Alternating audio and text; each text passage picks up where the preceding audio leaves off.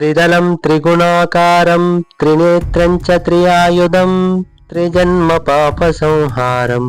एकबिल्वं शिवार्पणम् त्रिशाकैर्बिल्वपत्रैश्च हच्चित्रैकोमलैः शुभैः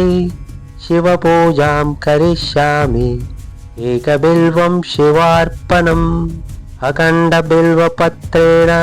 पूजिते नन्दिकेश्वरे शुध्यन्ति सर्वपापेभ्यः एकबिल्वं शिवार्पणम् सालग्रामशिलामेकां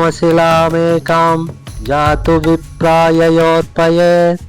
सोमयज्ञमहापुञ्जम्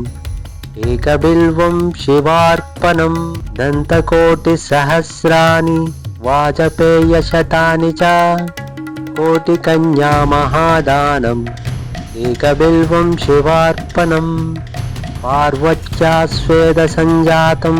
महादेवस्य च प्रियं बिल्ववृक्षं नमस्यामि एकबिल्वं शिवार्पणम् विशनं बिल्ववृक्षस्य स्पर्शनं पापनाशनम् अघोरपापसंहारम् एकबिल्वं शिवार्पणम् मूलतो ब्रह्मरूपाय मध्यतो विष्णुरूपिणे अग्रतः शिवरूपाय एकबिल्वं शिवार्पणम् बिल्वाष्टकमिदं पुण्यं यपठेत् शिवसन्निधौ सर्वपापविनिर्मुक्तः शिवलोकमवाप्नुयात्।